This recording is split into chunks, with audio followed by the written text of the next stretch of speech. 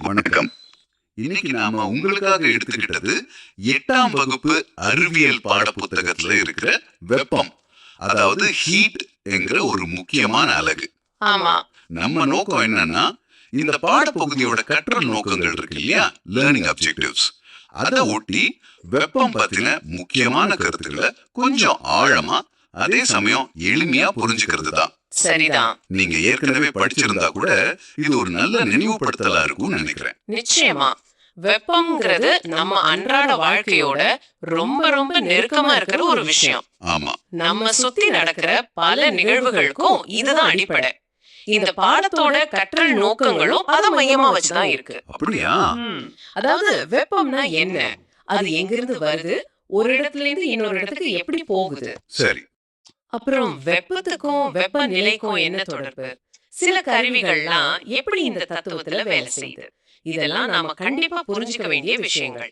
அப்போ சுருக்கமா சொன்னா, இந்த அலசலோட குறிக்கோள் பாட புத்தகத்தோட கற்றல் நோக்கங்களின்படி வெப்ப மூலங்களை முதல்ல தெரிஞ்சுக்கிறது. ஆமா. அப்புறம் வெப்பம் பரவுற 3 முக்கிய வழிகள்: வெப்ப கடத்தல், வெப்பச்சலனம், வெப்ப கதிர்வீச்சு. இது வேறுபடுத்தி பார்க்கிறது. சரி. வெப்ப கடத்திகள்னா என்ன, அறிதற் கடத்திகள்னா என்னன்னு புரிஞ்சுக்கிறது. கேலரி, தன் வெப்ப ஏற்பு திறன் மாதிரி சில அளவீடுகளை தெரிஞ்சுக்கிறது. மிக முக்கியமா. கடைசியா கேலரி மீட்டர், அப்புறம் நம்ம தெர்மாஸ் பிளாஸ்க், அதாவது வெற்றிட குடுவை, அதெல்லாம் எப்படி வேலை செய்யுதுன்னு விளக்குறது தான். வாங்க இந்த வெப்ப உலகத்துக்குள்ள ஒரு பயணம் போவோம். போகலாம். சரி, முதல்ல ரொம்ப அடிப்படையான கேள்வி, வெப்பம்னா என்ன? நாம சூடா உணர்றோமே, அது மட்டும்தானா, இல்ல அதுக்கு மேல ஏதாவது இருக்கா? நல்ல கேள்வி. இது வெறும் உணர்வு மட்டும் இல்ல. வெப்பம்ங்கிறது ஒரு ஆற்றல் வடிவம். ஒரு ஃபார்ம் ஆஃப் எனர்ஜி. ஆமா. இயற்பியல் ரீதியா சொல்லணும்னா 2 பொருள்கள் வெவ்வேறு வெப்பநிலையில இருக்குன்னு வச்சுக்கோங்க. அப்போ அதிகமா சூடா இருக்கிற பொருள்ல இருந்து குறைவான சூட்ல இருக்கிற பொருளுக்கு ஒரு ஆற்றல் பரிமாற்றம் ஆகும். ஓ, அந்த பரிமாற்றமாகிற ஆற்றல் தான் வெப்பம். சரி சரி. இந்த ஆற்றல் பரிமாற்றத்தால பல விளைவுகள் ஏற்படலாம். பொருளோட வெப்பநிலை அதிகமாகலாம், பொருள் கொஞ்சம் விரிவடையலாம். ஏன் பனிக்கட்டி நீரா மாறுறது மாதிரி நிலை கூட மாறலாமே? அதேதான், நிலை மாற்றம் கூட நடக்கலாம். பனிக்கட்டி நீராகிறது, தண்ணி ஆவியாகிறது, இதெல்லாம் நல்ல உதாரணங்கள். அப்போ இத அளக்க அலகு இருக்கா? இருக்கு. வெப்ப ஆற்றலை அளக்க நாம ஜூல், ஜேங்கிற SI அலகு பயன்படுத்துறோம். ஆனா நடைமுறையில கேலோரி, CAL அலகும் அதிகமா புழக்கத்துல இருக்கு. ஓ, அப்போ இது ஒரு ஆற்றல் பரிமாற்றம். இந்த வெப்ப ஆற்றல் நமக்கு எங்க இருந்து கிடைக்குது? பாடப்புத்தகத்துல சில வெப்ப மூலங்கள், அதாவது சோர்சஸ் ஆஃப் ஹீட் பத்தி சொல்லிருக்காங்களே. ஆமாம். இதுவும் ஒரு கற்றல் நோக்கம் இல்லையா, மூலங்களை தெரிஞ்சுக்கிறது? நிச்சயமா. இது ரொம்ப முக்கியம். முதல் பிரதானமான மூலம் எதுன்னு நினைக்கிறீங்க? சூரியன். அதே. நம்ம சூரியன் பூமிக்கு தேவையான பெரும்பாலான ஆற்றல் அங்கே இருந்து தான் வருது. சரி. இரண்டாவதா எரிதல், அதாவது கம்பஷன். விறகு, நிலக்கரி, மண்ணெண்ணெய், பெட்ரோல், டீசல், நம்ம வீட்டு கேஸ், இதையெல்லாம் எரிக்கும் போது வேதி ஆற்றல் வெப்ப ஆற்றலா மாறுது. இது நம்ம நிறைய பயன்படுத்துறோமே. ஆமாம். அன்றாட வாழ்க்கையில இது இல்லாம இல்ல. இப்போ குளிர்காலத்துல கைகளை நல்லா வேகமா தேய்ச்சா சூடாகுமே, அது எப்படி? அருமையான எடுத்துக்காட்டு. அது 3வது மூலம், உராய்வு, ஃபிரிக்ஷன். 2 பரப்பு ஒன்னோட ஒன்னு உராயும் போது வெப்பம் உருவாகும். தீக்குச்சி கூட அப்படிதானே? 2 போகும்போது அதுல இருக்கிற மின் தடையால ரெசிஸ்டன்ஸ், வெப்பம் உருவாகுது. நம்ம வீட்டு ஹீட்டர், அயன் பாக்ஸ், ஏன் பல்பு கூட சூடாகுது. அதுக்கெல்லாம் இதுதான் காரணம். அப்போ சூரியன், எரிதல், உராய்வு, மின்னோட்டம், இதெல்லாம் தான் முக்கிய வெப்ப மூலங்கள். பாட புத்தகத்துல சொல்லி இருக்கிறது இதுதான். சரியா சொன்னீங்க. இந்த மூலங்கள்ல இருந்து வர வெப்பம் சரி, ஆனா அது எப்படி ஒரு இடத்துல இருந்து இன்னொரு இடத்துக்கு போகுது, இது அடுத்த முக்கியமான பகுதின்னு நினைக்கிறேன். வெப்ப பரிமாற்றம், ஹீட் டிரான்ஸ்ஃபர் பத்தி கொஞ்சம் சொல்லுங்களேன். கண்டிப்பா. வெப்ப பரிமாற்றம் இது எப்பவுமே உயர் வெப்பநிலை இருக்கிற பகுதியில இருந்து குறைவான வெப்பநிலை இருக்கிற பகுதிக்கு நடக்கும். இது ஒரு அடிப்படை விதி. சரி. இது எப்படி நடக்குதுங்கிறத புரிஞ்சுக்கிறது அடுத்த கற்றல் நோக்கம். இதுல 3 முக்கியமான முறைகள் இருக்கு. 3 முறைகளா? என்னென்ன? வெப்ப கடத்தல், கண்டக்ஷன், வெப்ப சலனம், கன்வெக்ஷன், அப்புறம் வெப்ப கதிர்வீச்சு, ரேடியேஷன். முதல்ல வெப்ப கடத்தல், கண்டக்ஷன் பத்தி சொல்லுங்களேன். அது எப்படி நடக்குது? வெப்ப கடத்தல் முக்கியமா திட பொருட்கள்ல நடக்கும். இங்க என்ன நடக்குதுன்னா, பொருளோட துகள்கள், அதாவது அணுக்கள், மூலக்கூறுகள் இருக்கு இல்லையா, ஆமா. அதுங்க தன்னோட இடத்தை விட்டு நகரவே நகராது. ஆனா இருந்த இடத்திலேயே அதிர்வுக்குள்ளாகும், வைப்ரேட் ஆகும். ஓ, வைப்ரேஷனா? ஆமாம். அந்த அதிர்வு மூலமா வெப்ப ஆற்றலை பக்கத்துல இருக்கிற தூளுக்கு கொடுக்கும், அது அடுத்ததுக்கு கொடுக்கும். இப்படி ஆற்றல் மட்டும் கடத்தப்படும். ஒரு சங்கிலி மாதிரி. அதே மாதிரிதான் இப்போ ஒரு இரும்பு கம்பியோட ஒரு முனையை சூடு பண்றீங்கன்னு வச்சுக்கோங்களேன். கொஞ்ச நேரத்துல இன்னொரு முனையை சூடாயிடும். இங்க இரும்பு துகள்கள் ஒரு முனையிலிருந்து இன்னொரு முனைக்கு ஓடல, ஆற்றல் மட்டும்தான் கடத்தப்பட்டிருக்கு. இதுதான் வெப்ப கடத்தல். ஆனா எல்லா திடப்பொருளும் ஒரே மாதிரி கடத்துறது இல்லையே. இப்ப நம்ம சமையல் பாத்திரம் உலோகத்துல இருக்கு, ஆனா அதோட கைப்பிடி மரத்துலயோ பிளாஸ்டிக்லயோ இருக்கே, அது ஏன்? மிக சரியான பாயிண்ட். இதுதான் வெப்ப கடத்திகள் கண்டக்டர்ஸ், அரிதர் கடத்திகள் இன்சுலேட்டர்ஸ். இதுக்குள்ள வேறுபாடு. இதுவும் நம்ம கற்றல் நோக்கங்கள்ல ஒண்ணு இல்லையா? கடத்திகள், அரிதர் கடத்திகளை பத்தி தெரிஞ்சுக்கிறது. ஆமாம், இது முக்கியம். உலோகங்கள், இரும்பு, தாமிரம், அலுமினியம் மாதிரி இதெல்லாம் வெப்பத்தை ரொம்ப நல்லா கடத்தும்.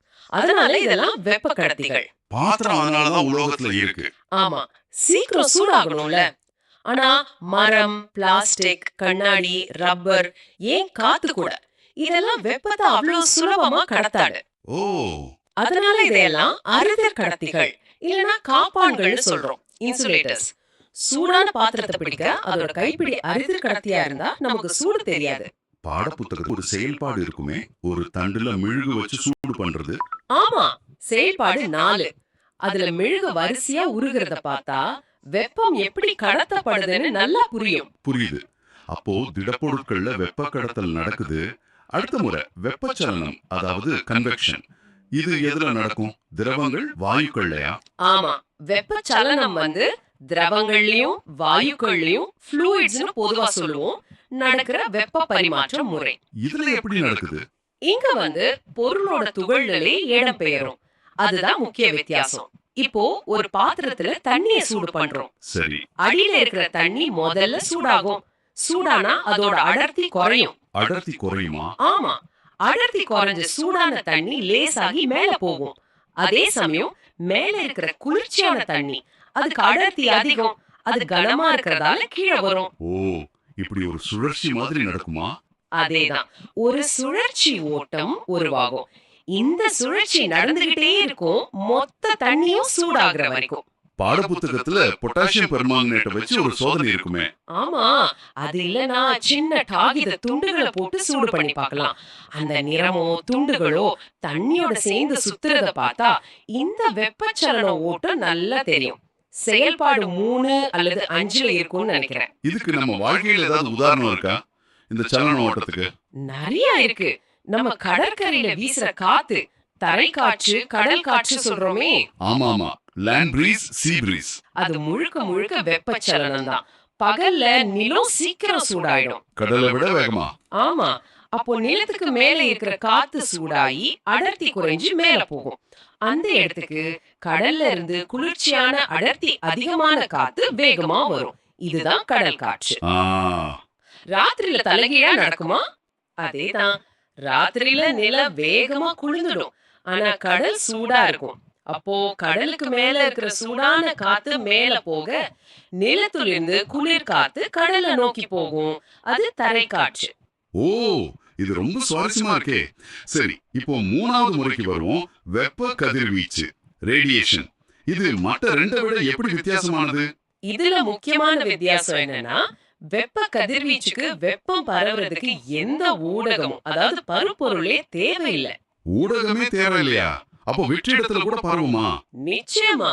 இதுக்கு சிறந்த உதாரணம் சூரியன்ல இருந்து பூமிக்கு வெப்பம் வர்றதுதான். நடுவுல பல கோடி கிலோமீட்டர் வெற்றிடம் இருக்கு, ஆனாலும் சூரிய வெப்பம் நம்மள வந்து சேருது இல்லையா? ஆமா, அது வெப்ப கதிர்வீச்சு மூலமா தான். இது வந்து மின்காந்த அலைகளா, எலக்ட்ரோ மேக்னெட்டிக் வேவ்ஸ் பரவுது. ஓ, அலைகளா போகுதா? ஆமா, நம்ம தீ பக்கத்துல நின்னா சூடு தெரியுதே, இல்ல ஸ்டவ் மேல கை வச்சா சூடு உணர்றோமே, இதுக்கெல்லாம் கதிர்வீச்சு ஒரு காரணம். அப்ப நாம கோடை காலத்துல வெள்ளை Dress போடுறது, குளிர் காலத்துல டார்க் கலர் Dress போடுறது, இதுக்கும் சம்பந்தம் இருக்கா? அருமையா கேட்டீங்க. 100க்கு 100 சம்பந்தம் இருக்கு. அப்படியா? எப்படி? வெள்ளை இல்லைன்னா வெளிர் நிற பரப்பு இருக்கு இல்லையா, அது வந்து வெப்ப கதிர்வீச்ச அதிகமா எதிரொலிக்கும், ரிஃப்ளெக்ட் பண்ணும். குறைவாதான் உள்ள இழுக்கும், அப்சார்ப் பண்றது கம்மி. அதனாலதான் சம்மர்ல வெள்ளை போட்டா கொஞ்சம் கூலிங்கா இருக்கு. அதேதான், சூரிய வெப்பம் உள்ள வராம தடுக்கப்படுது. ஆனா கருப்பு இல்லனா அடர் நிற பரப்பு அது கதிர்வீச்சை நல்லா உள்ள இழுக்கும், அப்சார்ப் பண்ணும். ஓ, அதனால குளிர்காலத்துல டார்க் கலர் போட்டா வெதுவெதுப்பா இருக்குமா? ஆமா, சூரிய வெப்பத்தையும் உள்ள இழுக்கும், நம்ம உடம்பு சூட்டையும் வெளியே விடாம உள்ளே கொஞ்சம் தக்க வைக்கும். வெப்ப பரிமாற்றத்தின் 3 முறைகள்: கடத்தல், சலனம், கதிர்வீச்சு. இது இப்போ ரொம்ப தெளிவா புரியுது. திடப்பொருள்ல கடத்தல், திரவம் வாயுல சலனம், ஊடகமே இல்லாம கதிர்வீச்சு. இது பாடத்தோட முக்கிய கற்றல் நோக்கமும் கூட. ஆமா, இந்த வேறுபாடுகளை புரிஞ்சுக்கிறது அவசியம். அடுத்ததா வெப்பம், வெப்பநிலை. இந்த 2 வார்த்தையை நாம மாத்தி மாத்தி பயன்படுத்துறோம். இது ரெண்டும் ஒண்ணுதானா இல்ல வேற வேறையா? இதுல நிறைய பேருக்கு குழப்பம் இருக்கு. இதுவும் முக்கியமான ஒரு வேறுபாடு. வெப்ப ஆற்றல், தெர்மல் எனர்ஜி, வெப்பநிலை, டெம்பரேச்சர், இது ரெண்டும் வேற வேற. எப்படி? இப்போ ஒரு பொருள் எடுத்துக்கிட்டா அதுல நிறைய மூலக்கூறுகள் இருக்கும். ஆமா, அந்த எல்லா மூலக்கூறுகளோட மொத்த இயக்க ஆற்றல், கினெடிக் எனர்ஜி, அதோட நிலை ஆற்றல், பொட்டன்ஷியல் எனர்ஜி, இது எல்லாத்தையும் சேர்த்தா வர்றதுதான் அந்த பொருளோட வெப்ப ஆற்றல். அது ஒரு மொத்த ஆற்றல் அளவு. ஓ, டோட்டல் எனர்ஜி மாதிரி. கிட்டத்தட்ட அப்படி வச்சுக்கலாம். ஆனா வெப்பநிலை அப்படி இல்ல. வெப்பநிலைங்கிறது அந்த மூலக்கூறுகளோட சராசரி இயக்க ஆற்றலோட அளவு, ஆவரேஜ் கைனெடிக் எனர்ஜி. சராசரியா? ஆமா, அதாவது அந்த மூலக்கூறுகள் சராசரியா எவ்வளவு வேகமா இயங்குது இல்ல அதிர்வடையுதுன்னு காட்டுற ஒரு அளவு தான் வெப்பநிலை. அதனாலதான் ஒரு பொருள் எவ்வளவு சூடா இருக்கு இல்ல குளிர்ச்சியா இருக்குன்னு சொல்ல நம்ம வெப்பநிலையை பயன்படுத்துறோம். அப்ப வெப்ப ஆற்றலுக்கு அலகு ஜூல் சொன்னீங்க. வெப்பநிலைக்கு? வெப்பநிலையோட SI அலகு கெல்வின். ஆனா நடைமுறையில Celsius, degree Celsius, Fahrenheit, degree Fahrenheit இதெல்லாமும் நம்ம பரவலா பயன்படுத்துறோம். சரி, அப்போ வெப்ப ஆற்றல் அளக்க கலோரின்னு ஒரு அலகு சொன்னீங்களே முன்னாடி, அதோட வரையறை என்ன? இதுவும் கற்றல் நோட்டங்கள்ல வருதா? வருது. கலோரிய வரையறுக்கிறது ஒரு கற்றல் நோக்கம் தான். ரொம்ப சிம்பிள். 1 கிராம் தண்ணி எடுத்துக்கோங்க. அதோட வெப்பநிலைய 1 டிகிரி செல்சியஸ் 1 டிகிரி செல்சியஸ் உயர்த்துறதுக்கு எவ்வளவு வெப்ப ஆற்றல் தேவைப்படுதோ அதுதான் ஒரு கலோரி, கால். 1 கிராம் தண்ணி 1 டிகிரி செல்சியஸ், இதுதான் கணக்கு. ஆமா, நாம சாப்பாட்டுல சொல்ற கலோரி இருக்கு இல்லையா, அது வேற. அது கிலோ கலோரி, அதாவது 1000 மடங்கு அதிகம். அறிவியல் கணக்கீடுகள்ல 1 கலோரிங்கிறது தோராயமா 4.186 ஜூலுக்கு சமம். சரி, இப்போ பாடத்துல இன்னும் 2 முக்கியமான வார்த்தைகள் வருது. வெப்ப ஏற்பு திறன், அப்புறம் தன் வெப்ப ஏற்பு திறன். கேட்கவே கொஞ்சம் குழப்பமா இருக்கே, இது ரெண்டுக்கும் என்ன வித்தியாசம்? ஆமா, பேர் கொஞ்சம் ஒரே மாதிரி இருக்கும், ஆனா வித்தியாசம் இருக்கு. ரெண்டுமே ஒரு பொருளோட வெப்பநிலையை உயர்த்த தேவைப்படுற வெப்பம் சம்பந்தப்பட்டதுதான். சரி, வெப்ப ஏற்பு திறன், அதாவது ஹீட் கெப்பாசிட்டி, சீன் குறிப்பாங்க. அது ஒரு முழு பொருளோட வெப்பநிலைய, அதோட நிறை எவ்வளவு வேணா இருக்கலாம், அந்த முழு பொருளோட வெப்பநிலைய 1 டிகிரி செல்சியஸ் அல்லது 1 கெல்வின் உயர்த்துறதுக்கு தேவைப்படுற மொத்த வெப்பம். மொத்த பொருளுக்கும். ஆமா, C is equals to Q delta T. இங்க Qங்கிறது வெப்ப ஆற்றல், டெல்டா Tங்கிறது வெப்பநிலை மாற்றம். ஓகே, அப்போ தன் வெப்ப ஏற்பு திறன், ஸ்பெசிபிக் ஹீட் கெப்பாசிட்டி. இது கொஞ்சம் ஸ்பெசிபிக், அதாவது ஓரலகு நிறையுள்ள, பொதுவா 1 கிலோகிராம்னு எடுத்துக்குவோம். 1 கிலோகிராம் நிறையுள்ள ஒரு பொருளோட வெப்பநிலைய 1 டிகிரி செல்சியஸ் அல்லது 1 கெல்வின் உயர்த்துறதுக்கு எவ்வளவு வெப்ப ஆற்றல் தேவைப்படுதோ அதுதான் தன் வெப்ப ஏற்புத்திறன். இத Cன்னு குறிப்பாங்க. 1 கிலோகிராமுக்கு மட்டும். ஆமா, C is equal to Q divided by M delta T. இங்க Mங்கிறது நிறை. இது ஒவ்வொரு பொருளுக்கும் ஒரு தனித்துவமான மதிப்பு, பொருளோட தன்மையை பொறுத்தது. இதுக்கு ஒரு உதாரணம் சொல்ல முடியுமா? இதனால என்ன பயன்? நிச்சயமா. இப்போ தண்ணி எடுத்துக்கிட்டீங்கன்னா, நீரோட தன்வெப்ப ஏற்புத்திறன் ரொம்ப ரொம்ப அதிகம். சுமார் 4200 joule kilogram inverse kelvin inverse. 4200, அது அதிகமா? ரொம்ப அதிகம். இதனால என்ன ஆகும்னா, தண்ணி மெதுவாதான் சூடாகும், அதே மாதிரி மெதுவாதான் குளிரும். அதாவது அதோட வெப்பநிலைய கொஞ்சமா மாத்துறதுக்கே அது நிறைய வெப்பத்தை உறிஞ்சவோ இல்ல வெளியிடவோ செய்யணும். இதுக்கு ஏதாவது நடைமுறை பயன் இருக்கா? இருக்கு. நம்ம கடற்கரையோர பகுதிகள்ல பாத்தீங்கன்னா வெப்பநிலை ரொம்ப அதிகமா ஏறி இறங்காது.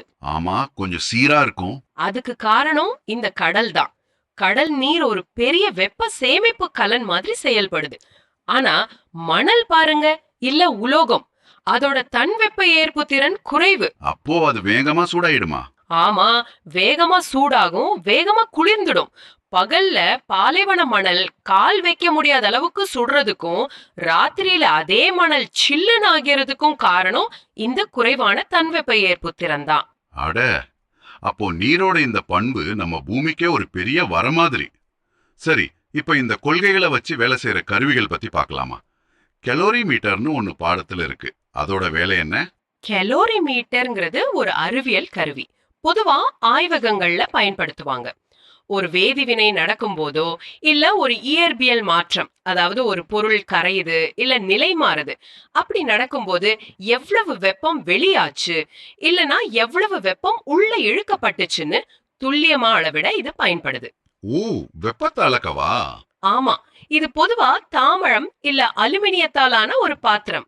அதை சுத்தி வெப்பம் கடத்தாத மாதிரி ஒரு அமைப்பு இருக்கும். இதோட அடிப்படை தத்துவம் என்னன்னா, வெப்ப பரிமாற்றத்துல ஆற்றல் அழியாது.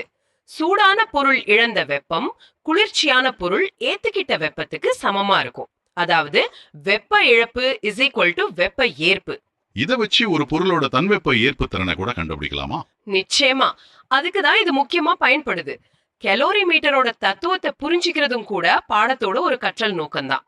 அடுத்ததா நம்ம எல்லாருக்கும் தெரிஞ்ச வீடுகள்ல பயன்படுத்துற தெர்மோஸ் பிளாஸ்க், அதாவது வெற்றிட குடுவை. இது எப்படிங்க சூடான காஃபியை சூடாவே, குளிர்ச்சியான ஜூஸ குளிர்ச்சியாவே வைக்குது? இதுக்கு பின்னாடி இருக்கிற அறிவியல் ரொம்ப சுவாரஸ்யமா இருக்கும் போல இருக்கே. ஆமாம், இது நிஜமாவே ஒரு மிகச்சிறந்த புத்திசாலித்தனமான வடிவமைப்பு. இதுக்கு முறையான பெயர் வெற்றிட குடுவை அல்லது திவார் குடுவை, டியூவர் பிளாஸ்க். 1892ல சர் ஜேம்ஸ் திவார் அப்படிங்கிறவர் கண்டுபிடிச்சார். ஓ, திவார் குடுவையா? ஆமாம், இதோட நோக்கம் ரொம்ப சிம்பிள்.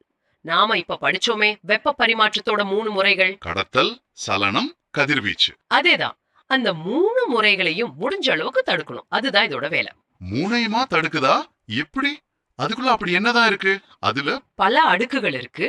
கவனமா வடிவமைச்சிருக்காங்க. முதல்ல சொல்லுங்க. இரட்டை சுவர் வெற்றிடம். அந்த குடுவைக்குள்ள பாத்தீங்கன்னா ஒண்ணுக்குள்ள ஒண்ணு 2 சுவர் இருக்கும். பெரும்பாலும் கண்ணாடி அல்லது எஃகு, ஸ்டீல்ல செஞ்சிருப்பாங்க. சரி, 2 சுவர். அந்த 2 சுவர்களுக்கும் நடுவுல இருக்கிற காத்த மொத்தமா உறிஞ்சி எடுத்துடுவாங்க. கிட்டத்தட்ட ஒரு வெற்றிடம் மாதிரி உருவாக்கிடுவாங்க. வெற்றிடம்னா காத்தே இருக்காதா? ஆமா, வெற்றிடத்துல துகள்கள் இல்ல. அப்போ வெப்ப கடத்தல் நடக்காது, வெப்பச்சலனமும் நடக்காது. இது 2 வழியிலையும் வெப்பம் பரவுறத பெருமளவு இது தடுத்துடும். ஓ, இது முதல் பாதுகாப்பு. அடுத்து வெள்ளி பூசப்பட்ட பரப்புகள். அந்த 2 சுவரோட உள்பக்கங்கள் இருக்கு இல்லையா, அதாவது வெற்றிடம பார்த்த மாதிரி இருக்கிற பக்கங்கள், அதுல வெள்ளி பூசி நல்லா பளபளப்பாக்கி இருப்பாங்க. சில்வர்ட் சர்ஃபேசஸ். எதுக்கு பளபளப்பா? பளபளப்பான பணப்பாரு ஒரு கண்ணாடி மாதிரி. அத வெப்ப கதிர்வீச்சு ரேடியேஷனை நல்லா எதிரொலிக்கும்.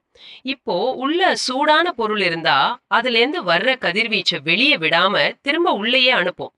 உள்ள குளிர்ச்சியான பொருள் இருந்தா வெளியிலிருந்து வர்ற வெப்ப கதிர்வீச்சை உள்ள விடாம தடுத்து வெளியவே திருப்பி அனுப்பிடும். ஆக கதிர்வீச்சு மூலமா வெப்பம் உள்ள வர்றதும் போறதும் தடுக்கப்படுது. அடங்கப்பா, 2வது வழியும் அடைச்சிட்டாங்க. இன்னும் ஒண்ணு இருக்கே. காப்பு மூடி, குடுவையோட வாய்ப்பகுதி. அது வழியா வெப்பம் போகலாம் இல்லையா? ஆமா, கடத்தல் சலனம் மூலமா. ஆமா, அதனால அந்த மூடி வெப்பத்தை எளிதில் கடத்தாத ஒரு பொருளால, அதாவது ஒரு இன்சுலேட்டிங் ஸ்டாப்பர், கார்க் இல்லனா நல்ல தரமான பிளாஸ்டிக்கால செஞ்சிருப்பாங்க. இதுவும் வெப்பம் தப்பிச்சு போறத குறைக்குது. ஆக கடத்தல், சலனம், கதிர்வீச்சு 3 வழியை இப்படி யோசிச்சு தடுத்ததுனாலதான் உள்ள இருக்கிற பொருளோட வெப்பநிலை சீக்கிரமா மாறாம இருக்கு. சரியா சொன்னீங்க. ஒண்ணுன்னு சொன்னீங்க இல்லையா? ஆமாம், இந்த அன்றாட பொருளுக்கு பின்னாடி இவ்வளவு அறிவியல் இருக்குன்னு புரிஞ்சுக்கிறது முக்கியம். நிஜமாவே இன்னைக்கு இந்த அலசல்ல 8ஆம் வகுப்பு அறிவியல் பாடத்துல உள்ள வெப்பம்ங்கிற அழகோட முக்கிய கற்றல் நோக்கங்களை ஒட்டியே நிறைய விஷயங்கள் பார்த்தோம்.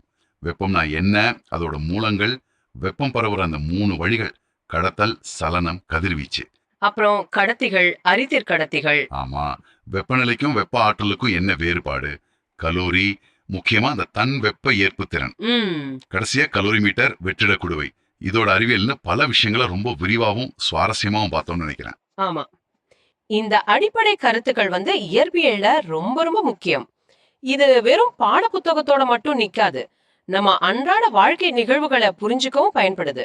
ஏன், புதிய தொழில்நுட்பங்களை உருவாக்குறதுக்கு கூட இதுதான் அடிப்படை. கண்டிப்பா. இந்த பாடத்துல கடைசியில கருத்து வரைபடம் அப்புறம் மதிப்பீட்டு வினாக்கள்லாம் கொடுத்திருப்பாங்க. நீங்க அதையெல்லாம் செய்து பார்க்கும்போது இந்த கற்றல் நோக்கங்கள் எல்லாம் எந்த அளவுக்கு உங்களுக்கு புரிஞ்சிருக்குன்னு நீங்களே மதிப்பீட்டுக்கலாம். உங்க புரிதலும் இன்னும் உறுதியாகும். சரி, நீங்க தொடர்ந்து யோசிக்கிறதுக்காக ஒரு கேள்வி. நம்ம உடல் வெப்பநிலை இருக்கு இல்லையா, அது எப்பவுமே சுமார் 37 படி செல்சியஸ்ல ஏறக்குறைய சீரா இருக்கு. ஆமா, நாம இன்னைக்கு பார்த்த இந்த வெப்ப பரிமாற்ற கொள்கைகள், கடத்தல், சலனம், கதிர்வீச்சு, நம்ம உடம்பு இந்த வெப்பநிலையை சீரா வச்சுக்கிறதுல எப்படி பங்கு வகிக்குதுன்னு நீங்க கொஞ்சம் யோசிச்சு பாருங்க. நல்ல கேள்வி. வியர்வை எப்படி உடலை குளிர்விக்குது, குளிர் அடிக்கும் போது ஏன் நடுங்குறோம், இதுவும் ஒரு வகையான வெப்ப பரிமாற்றமும் அதை நம்ம உடல் சமாளிக்கிற விதமும் தான். இத பத்தி நீங்களே மேலும் கொஞ்சம் தேடி பார்க்கலாம். நன்றி.